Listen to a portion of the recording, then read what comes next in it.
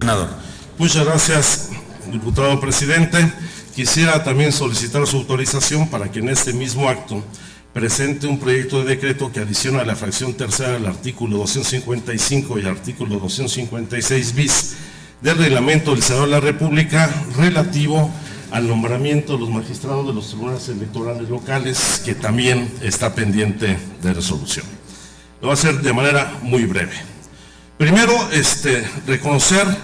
la iniciativa que ha presentado el diputado Héctor Gutiérrez Garza, quien participó en la mesa de discusiones de la reforma política, que da cuenta que este es un tema en el que no tuvimos acuerdo en las mesas de negociación celebradas aquí en el Senado de la República, con la participación de representantes de los grupos parlamentarios de la Cámara, en la Cámara de Diputados, tanto del PRI, del PAN, como del PRD. Y prevalece pues una de las diferencias de fondo, que es el establecimiento, ya sea temporal o permanente, de los haberes de retiro de los magistrados. Desde la discusión, que fue una discusión que iniciamos hace 3 meses, en donde no estuvo presente el tema hasta el día 12 de mayo, sostuvimos con toda claridad que ningún servidor público debería recibir emolumento alguno adicional a los establecidos en la propia ley, porque independientemente del cargo que un funcionario o un servidor público ostente, pues no debe de tentar ningún tipo de privilegio adicional. Por eso hemos insistido en que debe de eliminarse cualquier prebenda que diferencie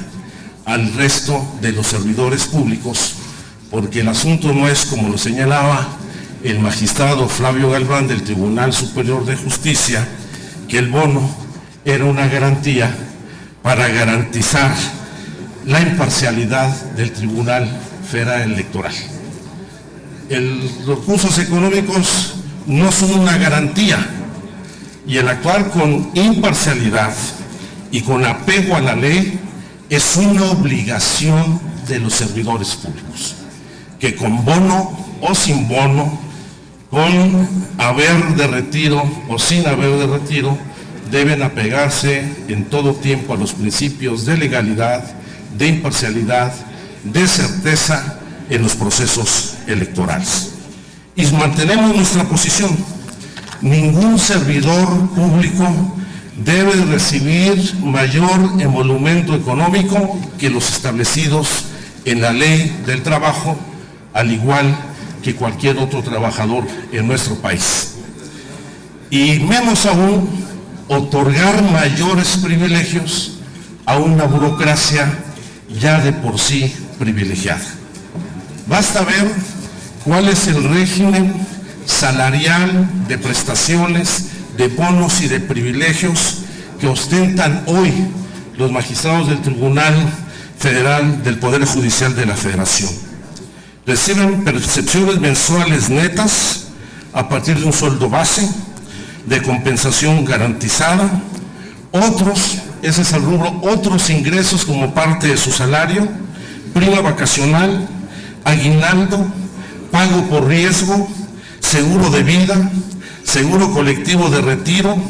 gastos médicos mayores, seguro de separación individualizada con aportaciones del 10% de su salario y el equivalente por parte del tribunal, auto y celular, viajes en primera clase en compañía de alguna persona, que incluye renta de auto y viáticos, así como un bono adicional en el año electoral y gastos de representación. Eso representa, por ejemplo, que el actual presidente del Tribunal Electoral del Poder Judicial de la Federación recibe un sueldo base mensual de 182,440 pesos, prestaciones nominales por 64,505, prima vacacional por 58,447 pesos, que junto con su aguinaldo de 363,713 pesos le lleva a obtener, más un pago por riesgo por 411,000 pesos le lleva a tener un ingreso anual de 5,985,000 pesos que contemplan los ingresos y las prestaciones. Si lo comparamos estos con cargos equivalentes en otros países, vamos a tener un referente del abuso que significan estos privilegios. Por ejemplo, el Tribunal de la Suprema Corte de los Estados Unidos percibe 3,295,000 pesos al año, muy por debajo de los 5 millones, casi 6 millones anuales del presidente del tribunal, y en el caso del presidente del Tribunal Supremo de España, tiene una percepción anual de 2,303,000 pesos. Por eso, nosotros insistimos que debe de eliminarse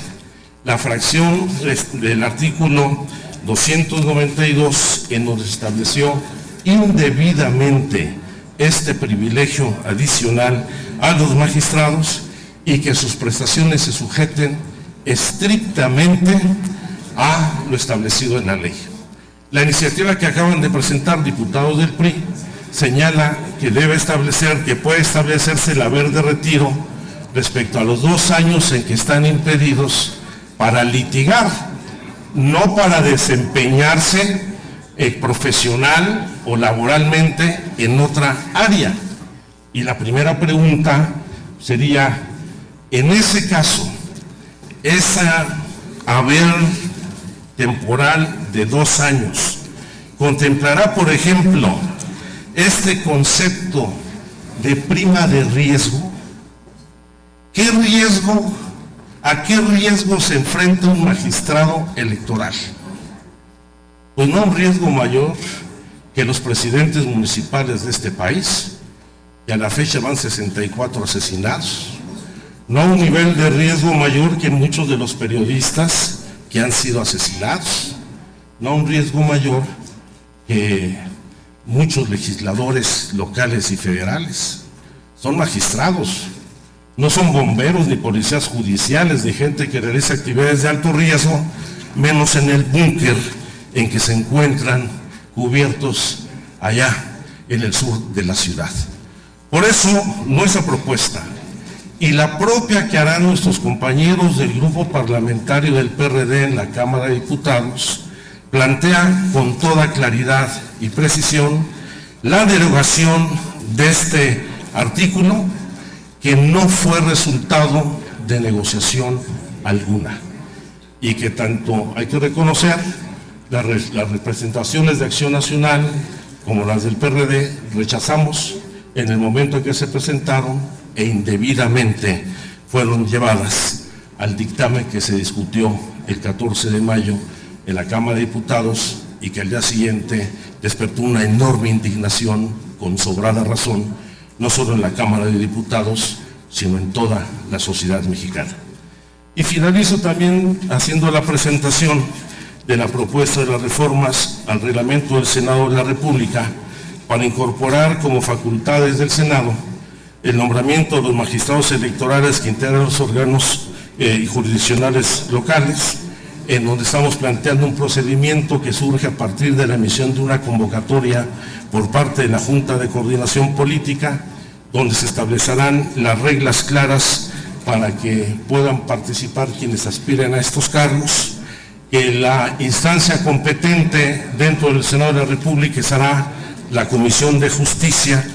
quien hará la valoración de los documentos que presenten los distintos aspirantes, les dé su derecho de audiencia, presenten ante el Pleno del Senado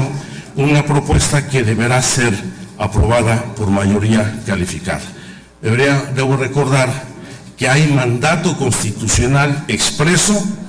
para que antes del 30 de septiembre del 2014 estén nombrados todos los magistrados de las entidades donde habrá proceso electoral local, que son 17, Baja California Sur, Campeche, Colima, Chiapas, Distrito Federal, Guanajuato, Guerrero, Jalisco, Estado de México, Michoacán, Morelos, Nuevo León, Querétaro, San Luis Potosí, Sonora, Tabasco y Yucatán. Creo que esto debe resolverse a la brevedad. E independientemente de que se publique pronto o no lo que fueron las reformas a la Ley General de Instituciones y Procedimientos Electorales y de Partidos Políticos, tomar las previsiones hoy para que las comisiones del Senado o de la Cámara de Diputados a las que compete este dictamen puedan ir avanzando en la elaboración de un dictamen que pueda emitirse al momento de la publicación de los decretos de estas dos leyes y en el próximo periodo, en un próximo periodo extraordinario de sesiones, resolver este litigio que jamás debió haberse presentado porque nunca fue un tema discutido, negociado y acordado en la mesa de negociación. Espero que sin el purismo